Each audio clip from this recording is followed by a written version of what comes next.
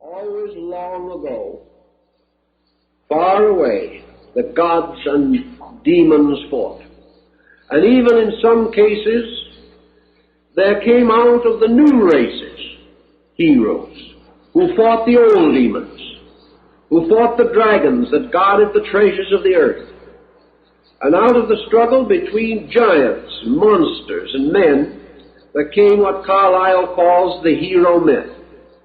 The myth of the modern man as we know him, defending himself against terrors and horrors that we have no actual record of. Where do these psychological stories come from?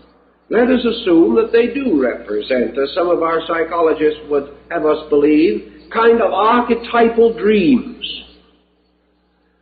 Yet others of our psychologists insist that man cannot dream of something for which there is no reality somewhere, that he borrows from his environment and from his memory and from the traditions of his people these things which he will gradually metamorphose into personal dreams of his own.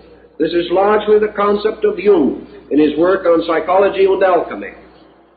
It is the concept that man is borrowing archetypal symbolism. But where was the archetype? Where was the archetype for the war in heaven?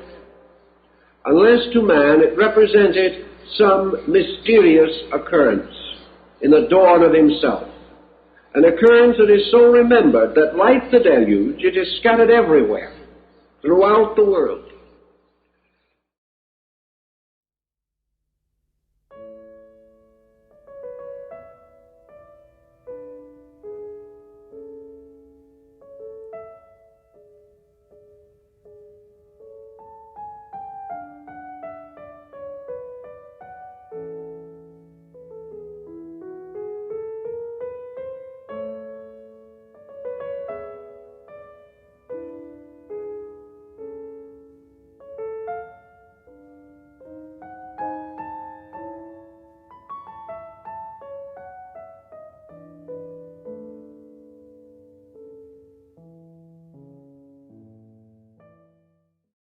We have also reason to believe that, as was later used by the Egyptians, and several of the early Phoenician historians and Roman historians were convinced, as we mentioned before, that the Egyptians were the Atlanteans who could not go home because of the destruction of their land after their invasion of Athens, or attempt to invade Athens.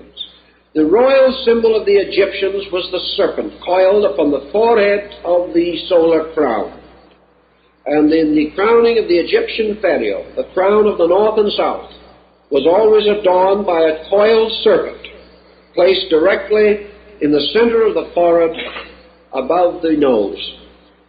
This symbol also comes to us from the great serpent balustrades of Angkor Wat. And on the Angkor Wat symbols, and in many other parts of India, including the serpent of eternal time upon which Vishnu sleeps in the ancient Vishnu Puranic literature, we always have a serpent with 7 heads. Now, Plato tells us that the Atlantic continent was composed of 7 principal islands, over which ruled 7 princes. We have already learned of the 7 heads of Ravan, king of Lanka, the Indian Atlantis. We have also constant reference to this peculiar septenary, the septenary of creating gods at the dawn of things. And we have the 7-headed Naga. We have the mysterious symbol, which many have firm conviction must have originally represented deity in the ancient Atlantean rites. We also know that this serpent appears wherever we have the motion of the so-called Atlantean or Mongolian culture. We have the mysterious serpents of Gobi. We have the serpent in the symbolism of Tibet and China. We have the serpent gradually metamorphosed into the 5-clawed dragon, the imperial symbol of China. A strange and wonderful emblem. We know that the dragon lore and the dragon symbol came more and more to be associated with the magician and the sorcerer. We also have the mysterious serpents of Latin America, Quetzalcoatl, the feathered serpent, was a good deity, not an evil one. That among these ancient peoples, this symbol had to do with the magnetic field of the earth. To them, the serpent was the symbol of pure life. To them, it was also the symbol of energy and of power, and the control of power and the directing of energy seems to have had something to do with the rising wisdom of the old Atlantean savants or priests. And by means of these energies, which they had learned to control, they abused and perverted this power, forming what was called black magic, which is said to have begun with them. And through their perversion, the transforming of the serpent of wisdom into the serpent of death, they broke the law, and the gods hurled against them this full weight of their wraths and displeasures, the gods being the offended laws, striking back at the offenders. So the old belief was that the serpent, which was the symbol of esoteric arts and always has been, that the serpent once stood upright, but was cursed and fell upon the earth to eat of the earth. That it was once the most subtle of all creatures, but it betrayed man, and as a result of this betrayal it was punished and humbled. This serpent has something to do with the psychic life of the individual. And it also has some way a binding in with the ancient Atlantean kings.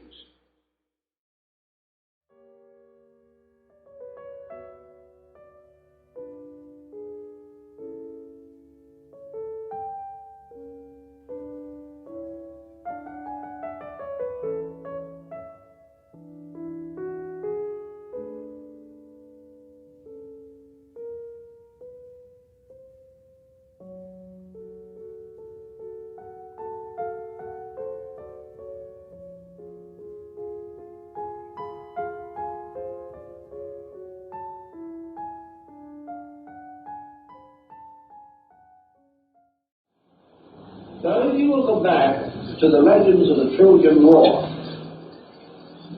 you will find the references to the ancient city of Elis, which comes from the word Elis, meaning slime or mud, from which all things are supposed to have come forth in the beginning of life. Even science is inclined to take a little of that attitude in the generation of living things. They came out of primordial ooze, mud, or the slime of a prehistoric world. Therefore, in alchemy, we have a monster, a strange lizard-like thing, not the salamander of fire, but a strange creature that lives in ooze and mud and corruption. A kind of a behemoth, a leviathan, that must be attacked by Murdoch and slain with the sword of light and will. Now, let's think just for a moment now of what this might possibly mean. Probably most of us have never taken a very careful examination of our own psychological interiors. We do not realize that in the majority of instances, each one of us has within us a substratum of negative psychic material, which is this elos, or slime. This slime, or corruption within our own psychic life, which is forever breeding and sustaining and nourishing this dark monster, this monster of negation, which is the root of the negative impulses of all man's psychic activity. And so the individual, bringing the sword of light and striking into the dark mystery of his own subjective, to slay the negative monster that lurks there, is Mercury, performing one of his great alchemical labors, of which there are many.